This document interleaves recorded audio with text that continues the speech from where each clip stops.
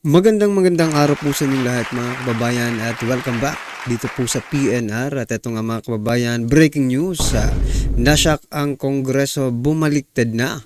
Na-expose ang Baho Garma tumakas ng bansa. Patungkol po riyan mga kababayan ang ating alamin at bibigyan ng komento. At ito nga, nasa thumbnail po natin na kakasuhan na. May manyakol sa ICC, paktay kay Digong. Dahil nga po rin mga kababayan, ito i-share natin, no? Isa po palang prosecutor ng ICC, no, ay humaharap sa external investigation into sexual misconduct claims. Nako, talaga. Mamaya bigyan po natin ng reaction yan, Talagang nakakatawa itong ICC na ito. At ito pa mga kababayan, President Bongbong Marcos Jr., sa posibleng pagkaso, no, ng Department of Justice, no, dito kay former President Duterte.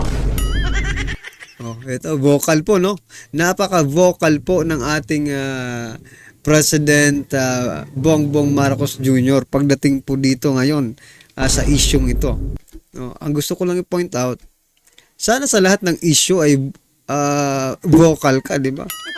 You always say something, di ba? Kasi nung una mga kabayan, no, nung sa Senado, sabi niya ay wag nang pag-usapan, di ba? Kasi tinatanong po siya ng press, no, Mr. President, anong masasabi mo doon sa mga sinabi ni former President Duterte doon po sa Senate hearing? Sabi niya ay ayaw ng pag-usapan, no? Ayaw, wag mo magtanong. Eto, bakit ngayon bigla-bigla vocal ka ngayon? Well, anyway, mamaya bigyan po natin ng reaction yan. At eto pa mga kabayan, eto po yung nakaka-shock mga ka-review natin, no? Kasi ito pong si Cardima, mga kabayan, yung si Representative Cardima, mga kababayan, pinagalitan po ng mga veteran lawmakers dahil po doon sa kanyang sinabi sa Quad Committee. Alam nyo bakit naman ito magagalit ng mga veteran na lawmakers? Marami nga pong natuwa ng mga Pilipino, ng mga ordinaryong Pilipino doon sa sinabi ni Representative Drexy May Cardima. Marami pong natuwa at isa po tayo sa pumalakpak dyan. Pero bakit itong mga veteran lawmakers pinagalitan pa? Itong si Cardima, naku naman talaga. Mamaya bigyan po natin ng reaksyon yan mga kabayan, no? So ito na nga, simulan na po natin dito po sa ito ICC. Itong tao na ito mga kabayan, no? Ito, International Criminal Court, ICC prosecutor to face external investigation into sexual misconduct claims. Hindi naman magrereklamo yan kung walang basehan, di ba? Ito na. Laila de Lima, Sani Trillanes, no? Hontiveros, Dakakampings, and Marco Apologist, no? Want former President Duterte to be prosecuted by International Criminal Court. Meanwhile, ayon po kay Tio Moreno, the ICC prosecutor is facing investigation into sexual misconduct claims, mga kababayan. Nako, dapat itong kaya nga sinabi ko dito sa thumbnail natin ito, paktay kay Digong, kasi patirahin nyo po ito sa Davao. Pag naging mayor po ulit si Pangulong Duterte sa Davao City, no? Patirahin nyo po itong prosecutor na ito na humaharap sa sexual misconduct. Para siya po ang maging una, no? Maging unang sample ng ganito ang gusto nyong mag-prosecute kaya dating Pangulong Duterte. Imanyakol pala ito, di ba? Manyakol pala, tapos nako, sige, kaya nga po nung sabi ko, patirahin niyo po ito sa Davao pag nanalo si dating Pangulong Duterte. Itong manyakol na prosecutor na ito. Nang siya ang maging unang sample. No? Ano sa palagay niyo mga kababayan, talagang ginagago tayo. Trillanes, oh. Ito po yung mga kaibigan ni Trillanes. Mga kababayan, sa bagay, parang si Trillanes, parang ganito rin ang pagmumukha eh. No? So, eto pa mga kababayan, eto na. Yung sinasabi ko kanina, no, na posible palang kasuhan, no? Eto. Susuriin ng Department of Justice or DOJ at Philippine National Police ang testimonya ni dating Pangulong Rodrigo Duterte tungkol sa extrajudicial killings. Nangyari sa ilalim ng kanyang administrasyon na maaaring mauwi ito sa pagsampa ng kaso laban sa kanya. Ha? Yan po. Ito po ang naging statement ni Pangulong Bongbong Marcos Jr. Pakita lang po natin, ha. Baka sabihin nyo, nagsisinungaling tayo dito. So, mula po ito sa DZRH News, ha. Ito pong sabi ni Pangulong BBM. All of the testimony that was given yesterday, no, really will be taken in and will be assessed to see what in legal terms what is the real meaning and consequence of some of the statement made by former President Duterte. Now, if that will result in a case being filed here in the Philippines, we will just have to see. The DOJ will have to make that assessment. President Bongbong Marcos Jr. Tungkol sa pagsusuri ng PNP at DOJ sa pahayag ni dating Pangulong Rodrigo Duterte sa Quadcom. Ito na nga sinasabi ko, bakit ngayon naging vocal na ng bigla itong si President Bongbong Marcos Jr. No? Napaka-unfair po mga kabayan kasi pagdating po sa mga kalaban nila sa politika, kahit anong mo they can decide whenever they want to answer. Diba? Pag gusto nilang sagutin yung tanong, sasagutin nila. Pag, diba? Halimbawa, nung tinatanong po si President Bongbong Marcos Jr. about doon sa pulburon, diba? Ang sagot sa media, patawa-tawa lang. Nga? Patawa-tawa lang po. Pero ngayon, dahil ginigipit ang Duterte, he is vocal, no? Ano po ang inyong masasabi dyan, mga kababayan? I-comment nyo na lang po sa baba. Kasi lahat naman po tayo, iba-ibang opinion no? At ito nang nakakagalit. Itong nakakagalit talaga. Maybe you all witness, no? The Quadcom hearing na kung saan nagsalita po si Representative Drexy Cardima, no? Drexy May Cardima. Ito. Maybe na panood nating lahat. Kung hindi man, papaalala ko po sa inyo. Sinabi po ni Representative Cardima na sana dapat imbitahan rin yung mga biktima ng mga drug addicts. Hindi lang po yung mga kamag-anak ng mga drug addicts na di umano'y biktima ng AJK. To be fair and balanced, no? Kailangan imbitahan rin yung mga biktima ng mga drug addicts, no? Yung mga kaanak ng mga kabataan na biktima nitong addictus na ito. Yun po ang sinabi niya. At pinuri niya po si former President Duterte. At, ito pa, ang mga ginawa niya, at harapan niyang sinabi dyan sa mga Makabayan Black, no? Na sila po ay mga supporters ng NPA, di ba?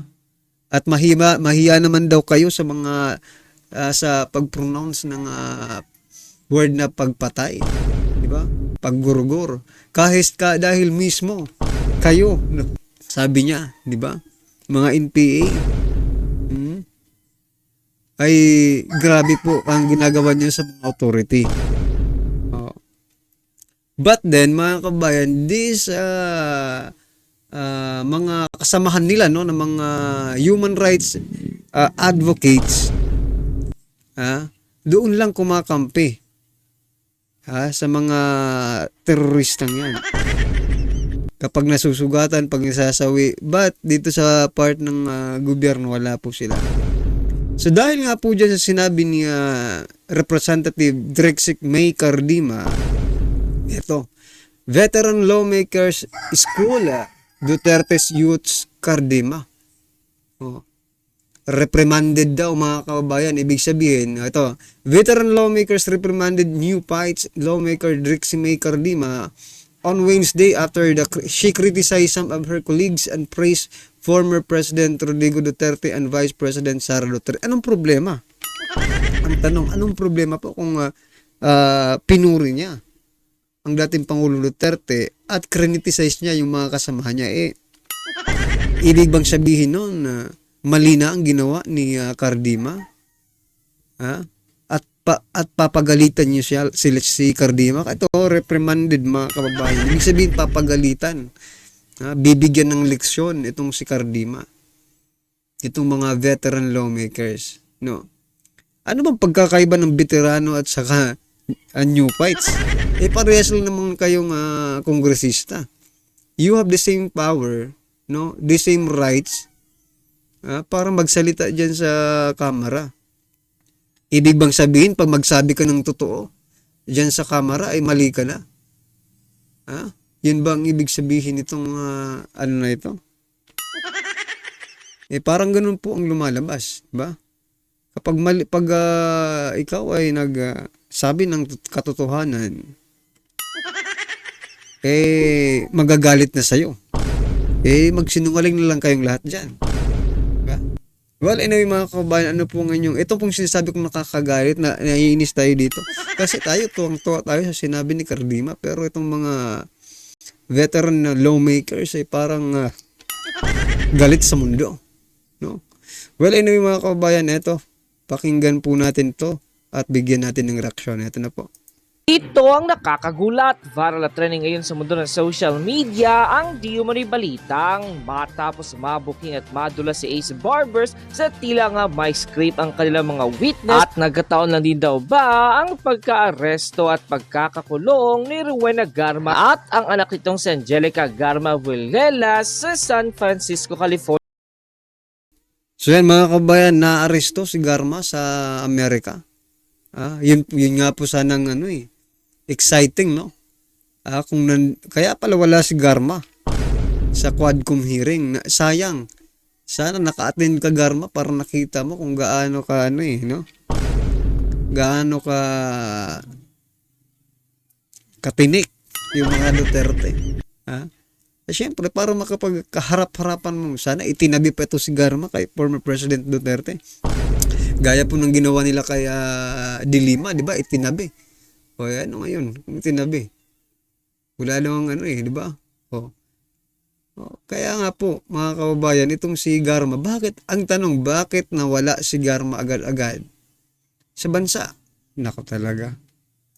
California, USA noong November 7, 2024. Ito'y ayon sa kumpirmasyon ng PNP at DILG. Pero ang ipinagtataka ng marami sa ating mga kababayan noong September hearing sa House of Representatives ay ang sinabi ni Rowena na ang kanyang US visa ay kansilado. Kaya kung wala siyang visa ay bakit di mo na ito umalis papuntang United States nitong November taong 2024 para magpahuli ba at maka-experience sa papaano ma-deport sa ibang bansa at saka papaano din siya nakalusot sa immigration na nakabiyahe siya with a canceled visa. Pero bago ang lahat mga kapinas, kung bago ka pa lamang sa channel namin ay huwag mong kalimutan mag-subscribe at pakiclick na rin ang notification bell para mas maging update ka pa lalo sa lahat pa ng bagong videos na i-upload namin. At yun na nga mga kapinas, bakit naisipan mo pang pumuntang ibang bansa at alam mo naman na hindi pa tapos ang investigasyon sa drug war ng dating Pangulong Rodrigo Roa Duterte.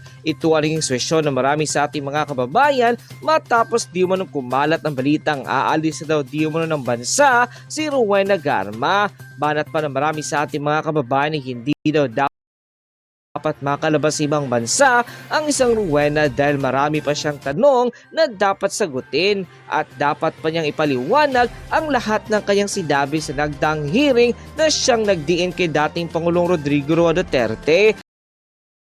So yan mga kababayan, no? Bukod dyan, isa rin po sa dapat nating sisihin itong Quad Committee na ito.